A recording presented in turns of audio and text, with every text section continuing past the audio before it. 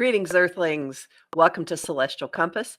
I'm Kathy Beal, also known as Professional Aquarian of EmpowermentUnlimited.net. And today's guest and topic both fit what's going on astrologically, in addition to being universally interesting and applicable just to life in these times.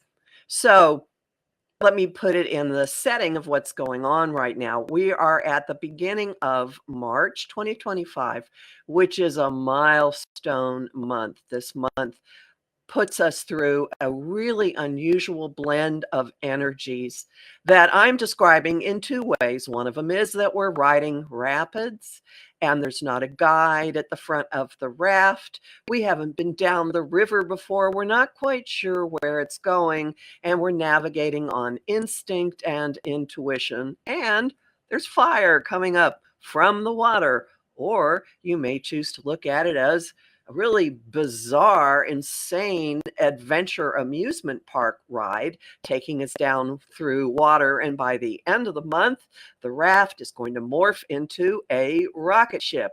Yes, I know that sounds insane, but that's what we're in. We're in incredibly confusing and meshing, blending energies at the same time that we have some really, really fiery energies, and specifically involving retrogrades.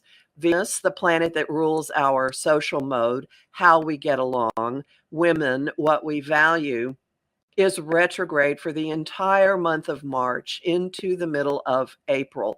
And in the middle of March, Mercury, the planet of communication, joins her there. You're all familiar with what happens in a Mercury retrograde, and there's some of the same with a Venus. People from the past tend to come back, even if only in our thinking. We revisit past situations. We find maybe we've been confused about something, or how we thought we had an understanding with someone. And then we discover how we were using the same words and a different set of definitions for the words, a different set of assumptions. A Venus retrograde is an excellent time for revisiting things that used to be important to you. And in this instance, it's in the sign of Aries, which is very feisty. It's the fire, power, energy, women on the prowl, people just standing up in a I'm not going to take it anymore mode and going back into the battlefield. I'm seeing through the chat that we're having some Mercury retrograde. We're having some retrograde technology issues going on. This is very exciting. So we'll see how this moves forward. Just know that we're revisiting events from the recent past while we're in this completely confused and meshed territory, and know that you might not be being given the complete story, and also that we're being challenged to go our own way and at the same time figure out how we're all going to get along together. And a big part of this involves empowering the feminine, which leads to my guest today, who I'm hoping will be able to come on. Give me 1 second. Could you tell me in the chat, Chris and Louise, am I being heard? And I'm thinking maybe not. Okay.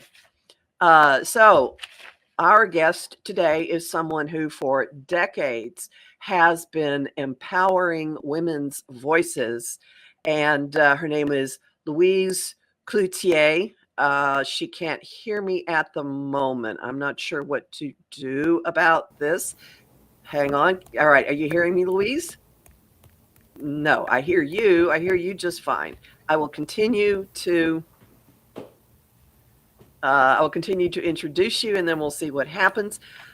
She has been helping courageous women speak up since 1981. She's an optimistic feminist with an unquenchable belief that true gender justice is possible in this world, whether or not she lives to see the full fruition of her work. All right. And I'm hearing you doing things, Louise. Can you talk? Can you say anything? Uh, I hear, yeah, I hear you moving around. So, can you say hi? Hello? Hello. I Yeah, can't I hear hear, anything you're saying. I haven't heard anything you've said since it started. Can you hear me? yes, I can hear you. Hello, Kathy. I'm so glad you are my friend. I All right, can't hear anything you're saying. I'm going to type into the chat. How did you come to coaching? How did this develop in your life? How did you get started?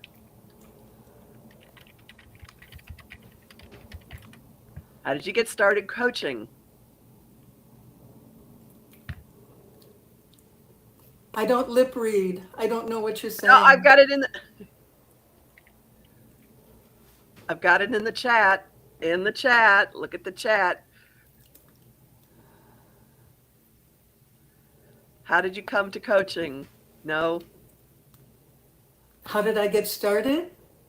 This is going to be a very difficult interview. Mercury Welcome retrograde, to tra la Magic la. Retrograde. Yes, my goodness. Well, I've been doing my work for, it'll be 44 years come September. And I've been, oh, yeah, Louise can't hear you. Oh, my goodness. Okay, stuff in the chat that is off the subject.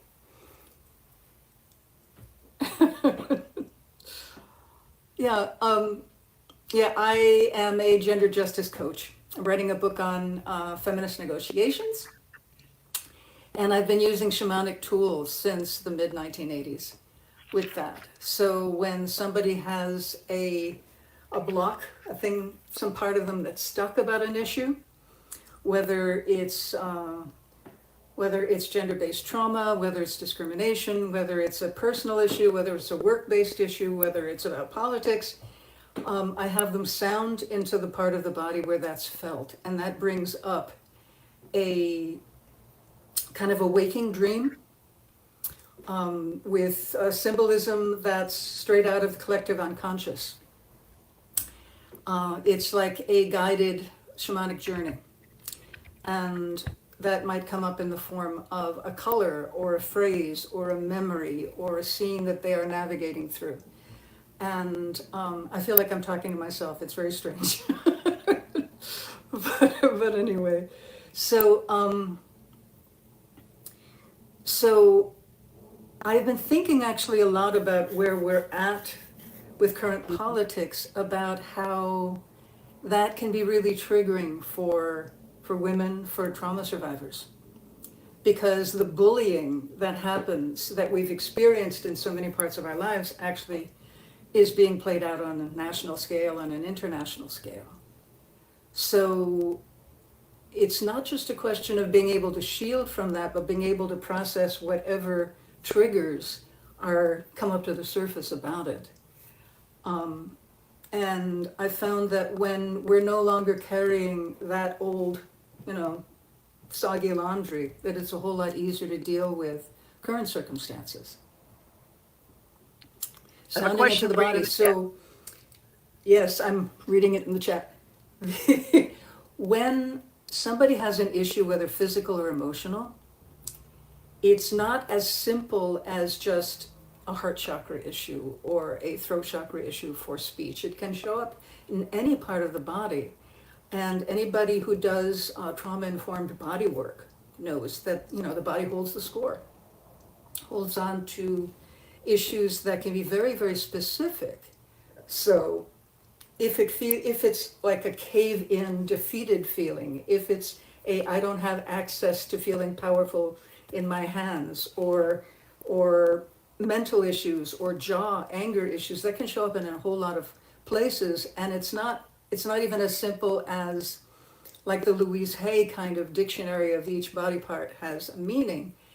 I take it absolutely from the client. So whatever sending an ah or a hum into that part of the body. You can actually feel it. It gets warmer. I've, when I first started doing this, if I teach a class and I would have people sound in different parts of their body, we'd have to turn the heat down in the room. People take off their sweaters. Circulation is increased. It relaxes muscles. It opens up issues. It's a great way to do detox. You can rinse off, toxins doing that. But on this more divinatory kind of level, to find answers, sounding into the place where, what comes to mind, I take my lead from them and say, okay, well, I'm feeling it actually in the tops of my shoulders. Okay, let's sound into there. That might be burdens. But it could be the feeling of being pressed down, say, in a traumatic experience. It could be a very specific issue to them. So when they send that, it's not a performative vocalizing, it's not singing, I'm going to send some happy thoughts into that part. No, that actually opens up a different part of your brain. The aesthetic and the judgmental, am I doing it right, kind of part of your brain. But instead, imagining like an inner heating pad, getting that vibrating. And so when the sounding happens in there, they get an answer right away. And it's exactly what they need to face right now. It's exactly what they're ready to face right now, what they have the emotional resources to handle at that point in time. So it's very self-regulating. It's very safe in that regard. So when, one time when I was part of a healing arts fair where everybody did 15-minute sample sessions, somebody came to me and said, I've had backaches and nobody can diagnose what's going on. And so we sounded in there. She went, oh my God, it's about the last time I spoke to my grandmother. I never said goodbye before she passed. Ooh, hug, hug. It was cleared. So it goes right to the issue without having to spend weeks and weeks of, when I was 17, my family moved to New Jersey, la, la, la, la, la. It goes right to exactly what the person's ready to face at that point in time. And it creates a safety, a container for it. So it's exactly what they're ready to. Yes, the body can speak or send a message. What the body is ready to process, what the whole system is ready to process. And because of that, it's very, very individualized. So I've had clients who, I had one client who would generate symbols that would come to mind. And we would look them up and they'd be part of some Sanskrit alphabet or some ancient symbolic, I know. And it would be exactly the meaning she needed to get. I see a certain kind of flower. I would look up that flower essence and the symbolism of that flower is exactly what they need to hear. I once had a client who would go through kind of Feldenkrais.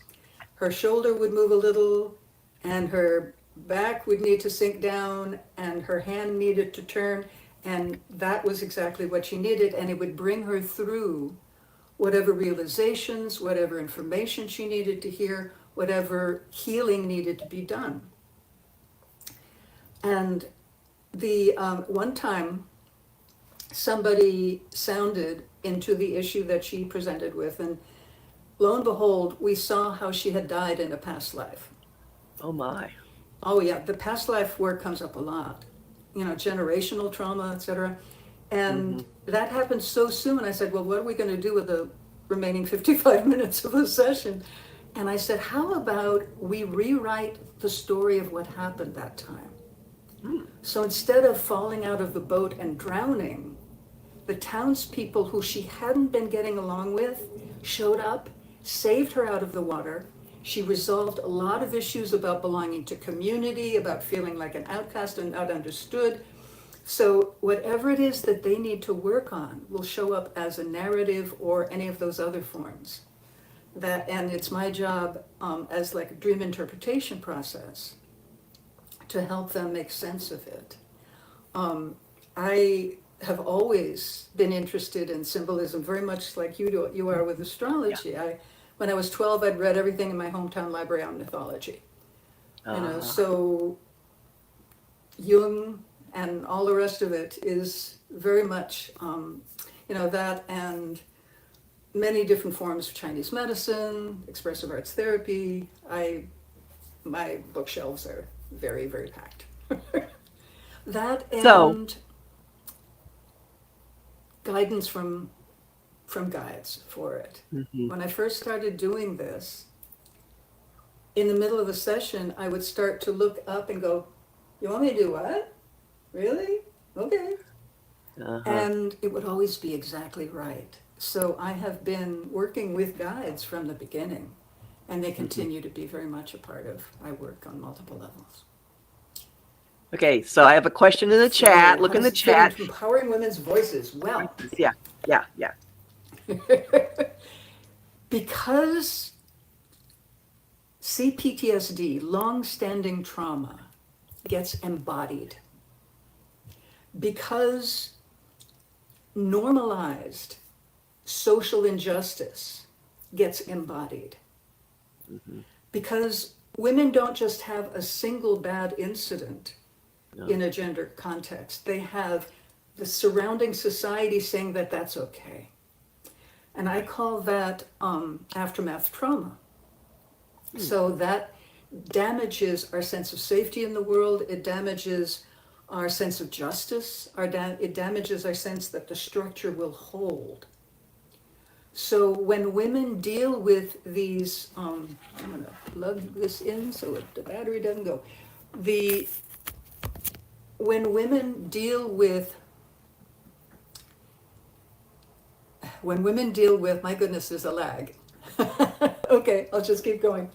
When women address these issues that they have experienced not only in their own personal healing journey, but also in how they experience breathing while female, the process of healing these triggers, healing these long-standing multiple experiences of being treated badly because of gender, then that helps women free up to simply step up and be more active in the world. They can, the book I'm writing on feminist negotiations is how to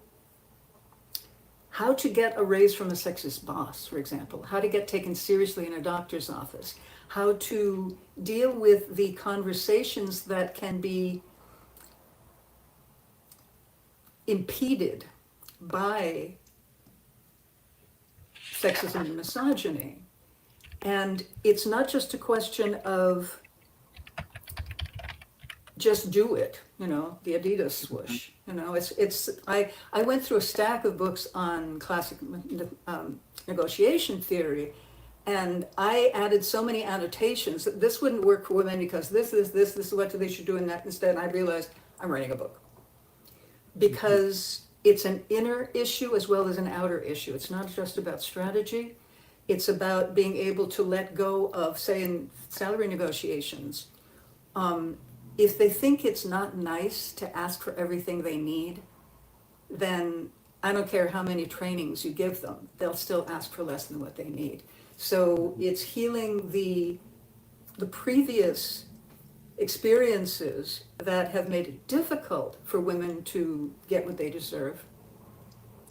And also being smart to know, okay, if that other person said something that way, then that means they're making a declarative sentence, for example, rather than this is my opinion.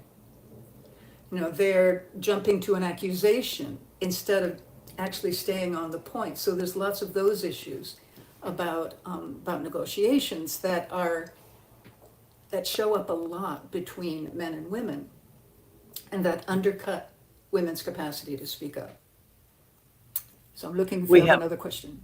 Now, we've all had these experiences, and I'm guessing that a lot of what you teach comes from your own experiences, if there Certainly. are any you care I've we talk come from about. my own experiences. Yeah, I do work with my guides on my own experiences as well. I love to call them my in-house shrink and business coach. You know, they have something to say that's, I do automatic writing, Q&A, Hmm. and they answer very, very specific questions. And I have not experienced as much discrimination as gender-based trauma, personally. Okay. But whenever I experience something that is similar to what my clients are encountering, or what I understand, you know, is happening just in general in gender politics, I process that in a way that is bringing compassionate witness to it. Hmm. It's not a simple either or, a forgive yourself for it. It's give yourself a hug for how hard this has been. And from that place, it's a whole lot easier to go deeper into what I call the provocative questions asked permissively. By any chance, are you getting something out of this limitation? Mm. So it's setting up a basket, a lap of comfort and acceptance and welcome that makes it easier to reveal things that perhaps might have been difficult to share. So does this seem to be coming to a Hold head on. right now, or Does this is seem to be coming to a head right now? Sexism issues, you mean gender issues?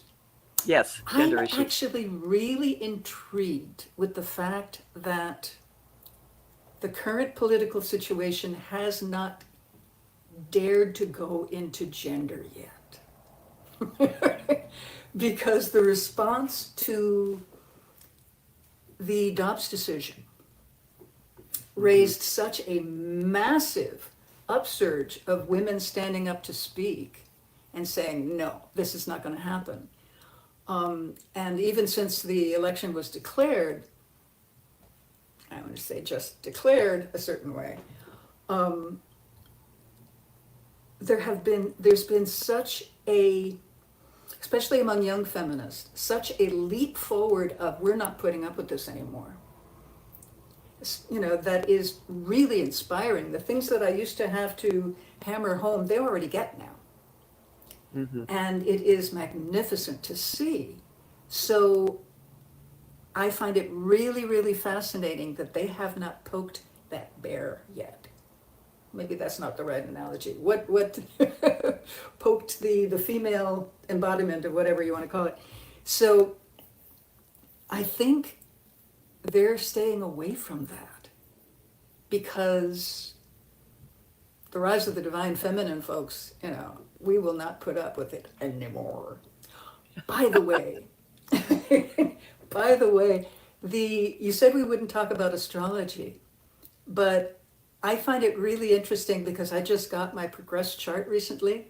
I've gone from a Right. stellium in Cancer to a stellium in Scorpio, folks. It's like, no way, Yeah. we're not putting up with this anymore. Yeah. Stay out of Louise's way, everyone. So, are you asking me something else? I'm watching for the chat. Let's see. Well, we're almost near break. Let's see. The one thing you talk about a lot, Louise and I actually have conversations over the phone about the mushroom field. She talks a lot about the mushroom Oh, the field, mushroom field, the mycelium network. the mycelium network. Yeah. Mm-hmm. Yes, I draw my nourishment not from light over my head, from the stars. I draw it from the planet, from the mycelium network. I happen to live in a wonderful place surrounded with, my goodness, I can see 12 trees just out of my front window. It's a really beautiful neighborhood with lots and lots of trees in Chicago.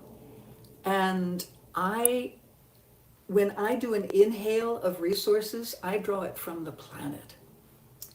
And I think that is very timely right now, of how, you know, people are talking about the planetary shift, about the consciousness, the Gaia consciousness, as something that's having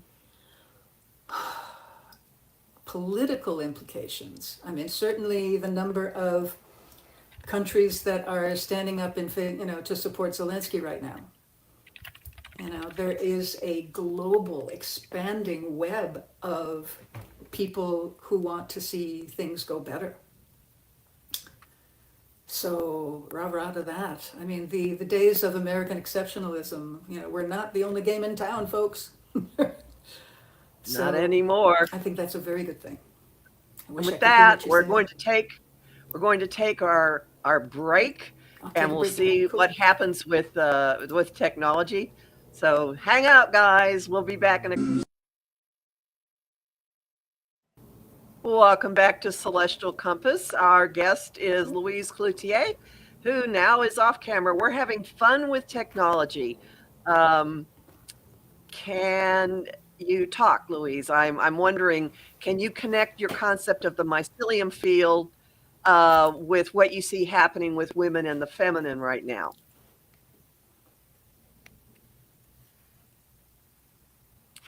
And I will see if I can get through to her some other way. So Venus retrograde, I don't know. Maybe there's something else going on. Going to put in the chat for you. So I'm trying to reach her through other means. Louise, you still there? Okay, can you talk? Can you talk? Can you talk? Can we see if we can hear you? But we can't. Okay. And have we now? Can you say something? Louise, can you please say something? Thank you for your patience, everyone.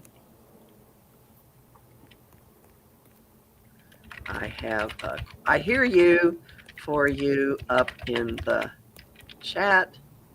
Can you answer it? Maybe not. Because I hear you. I hear you moving. Can you please talk? Hello? Maybe not. Yes. Here we go. I can hear you. So my question is, can you connect your concept of the mycelium field? Yeah, can you connect your concept of the mycelium field with what you see happening with women and the feminine right now, the rise of the feminine?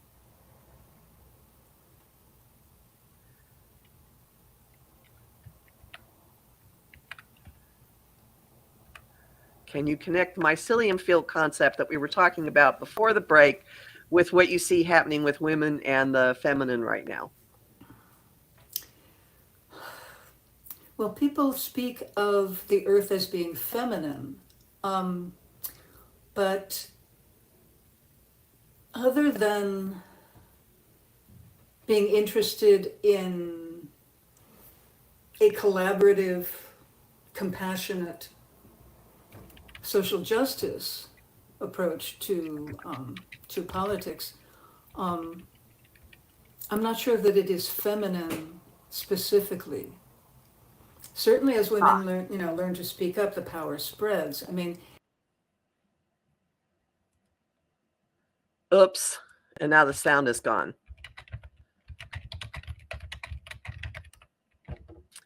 Well, I am so apologetic to everyone. I have no idea what the technology issue is going on now. And I'm thinking I'm going to need to invite Louise back after we get the technology hammered out. We'll give it a second to see if we can get her back. Not hearing you. Please check sound.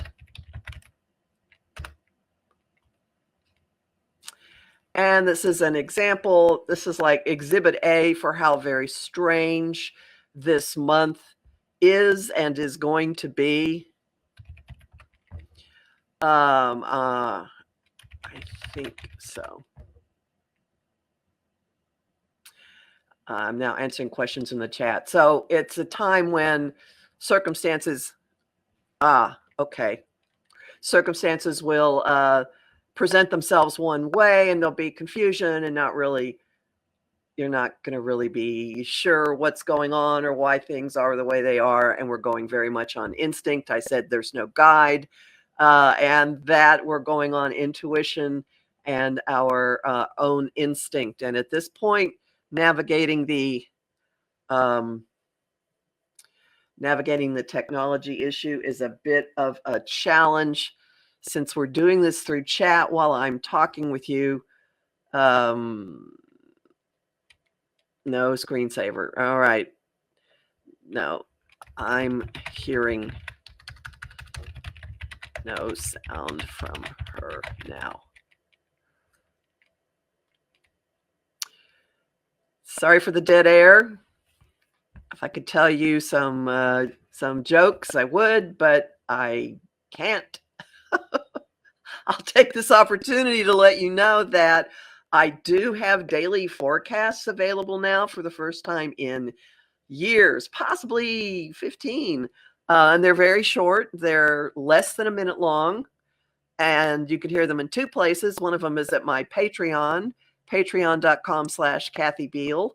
And the other is if you follow Annette Dion on YouTube, she plays them in her daily Off the Ledge series. So excuse me one second while I deal with this. I think we should stop. Or I can just talk about astrology for the rest of the time. In fact, that's what I'll do. Since you're here, I'll go ahead and talk a little bit more about what is going on astrologically this month. I had invited Louise to talk to us, and I will bring her back to talk. She was talking about the power of, or empowering women's voices. She's got decades of experience as a gender coach, a gender justice coach, and that's completely fitting with Venus in Aries, warrior goddess mode, in the sign retrograde from March 1st until April 12th. Venus stationed retrograde right about the spot of the solar eclipse that ends the month at 9 degrees Aries. It's the very last eclipse in a cycle that we've had for the past 2 years that has been resetting how we deal with each other. So it's a Venus-ruled eclipse cycle. Well, actually, no, it's a Mars-ruled eclipse cycle. We just come off a Mars retrograde. So for the past 2 years, we have been revisiting how we interact with each other and what our ground rules are. And we've been pushed by these eclipses since March of 2023 into acting more on our own for our own purposes and worrying less about what other people are doing. The final eclipse in this comes at the very end of March. The Venus retrograde started at that spot. So we're going over recently traveled territory that's going to pick up information for the blast off that's coming at the end of the month.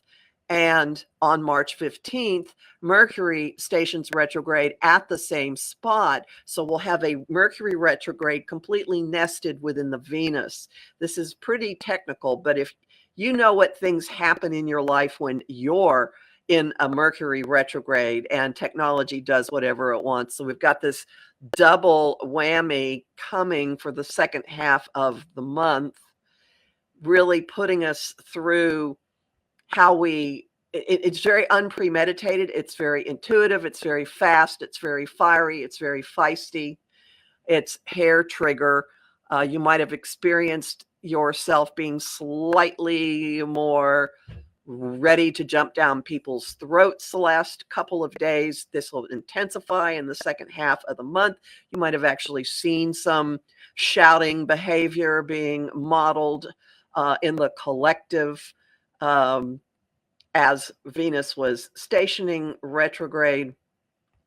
And this is all happening while we have an increasing amount of energy in all connecting Pisces at the very, very end of the zodiac. So we have this bizarre time of being completely immersed in everybody else's stuff and what it all means and what you're picking up and being an empath and going overboard in sensitivity to what is happening with everyone else.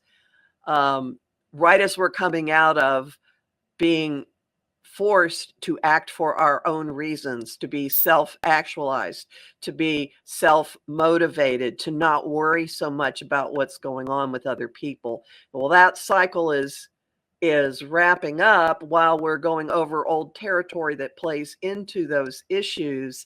We're in this giant petri dish or hot tub or ocean, whatever water image you want to use, having to figure out how all of our lone rangers are going to coexist. So while we're being pressured and forced essentially to be individually determining, self-determining, not so worried about everybody else, and yet we are being soaking in the realization that we are in fact absolutely stuck with each other. Everything that happens to one person affects someone else. And I would expect some major defining collective actions, events occurring by the end of the month that really, really drives this home. You're seeing more and more people being affected by hair trigger actions that are being taken, and the sense of pain and loss spreading actually globally, and something will coalesce with all of this. So in your own life right now, look at the immediate point, the Venus retrograde, as a time for you to go back over where you've been, what you've traveled, how you have either stood up for yourself or not, and look for ways to clear up past misunderstandings, ways to say, hey, wait a minute, you're not doing that to me, and stand up for yourself. And whatever this action is going to vary from person to person. For some people, it's going to be making phone calls and telling people off, honestly. For some people, it's going to be screaming at cars in the street. For some people, it's going to be looking up people that used to be important to you, taking the initiative to track them down and find out what's going on with them. I imagine there's a lot of internet searching happening with a lot of this. When we get to the middle of the month, there will be the communication aspect of it will be stronger and stronger, and the probability of ghosts showing up, people from the past, projects from the past, unfinished business, coming across it, figuring out ways you can actually finish things, clear up misunderstandings, get clarity on some things that happened or didn't happen. And it's probable that closure will occur on a personal level, whether you actually make it happen with somebody else out in the world. So you can't force someone to come to you and deal with something, but you can deal with it in yourself. This is not a particularly optimal time at all to start a new relationship or, heaven forbid, get engaged or get married. You might find that things are there's more dusting up going on between you and other people right now in your life. And this will open the door to go back over situations from the past, maybe involving women, maybe involving values, maybe involving things that used to be important to you, and to clear some things up. Sometimes when problems arise in a relationship, they open the door to actually dealing with what is underneath it all. If somebody new shows up in your life, please don't look at it as an imperative from the cosmos to let this person in. It may be more internal exploring of who you are now. And just like that, if somebody crosses your radar that you used to be involved with, or you see them online, or you find yourself thinking about a particular relationship from the past, or if you actually even hear from someone that you used to be involved with, it's not necessarily at all that the point of this is for you to take this person back into your life.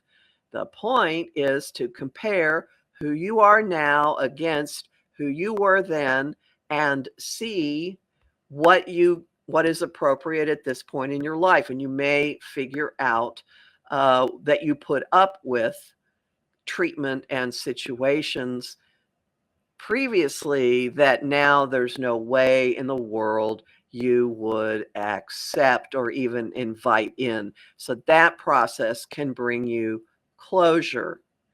You may, and this is also really, really good for going back over old creative projects. Everybody's got something that they started and it's sitting there. I have a table that is covered with partially painted altar boxes. They've been there longer than I want to admit to. I've got a backlog of manuscripts. I've been invited into a book writing group, that kind of writers group, small group. And I now see what I have lying around that it might be a good time to go back, revisit, and figure out what has value out of this. What do I want to put energy into? And what do I want to move into fruition? What do I want to make happen? And you may have something like that floating around in your life. Now, as we get later in the month, almost at the end of the month, the feisty aspects of the retrogrades are going to go into something much softer and much more confusing. Venus and Mercury are both going to work their way out of Aries and go back into Pisces at the end of the month. So as we're ending the month, Neptune will be starting his exit from the sign of Pisces, where he's been since 2011. So you might think back over what in the last 14 years has dissolved about your beliefs, your faith. What have you been the subject of? Have you been experiencing great inspiration, an uptick in your spirituality? Have you been experiencing, as I think many of us have, an increase in being lied to, in gaslighting, in difficulty drawing a line between what is real and what is not real? Have you been dealing with people who have an entirely different concept of facts than you do? And I'd say that's a pretty accurate description of what many of us have been feeling. At the end of the month, the planet that rules our relationships, Venus, will be in the pool with this. The planet that rules how we use our responsibility, planet of adulting, order, structure, will be at the end of Pisces. The North Node, which is the path to the future, will be there. The moon will be there. And Neptune will be there. And Mercury will slide back into it briefly. So there'll be this moment where there's massive, where almost everything in the sky will be in this energy that connects us to everyone and everything. It will be a wonderful time for meditating, for being quiet, for paying attention to your dreams, for acting with empathy and compassion. It will be a challenge to separate yourself from what everybody else is experiencing. So whether you call yourself an empath or not, you'll be really, really soaking up what everyone else is going through. More about that in a second. And it's also a phenomenal time for creating.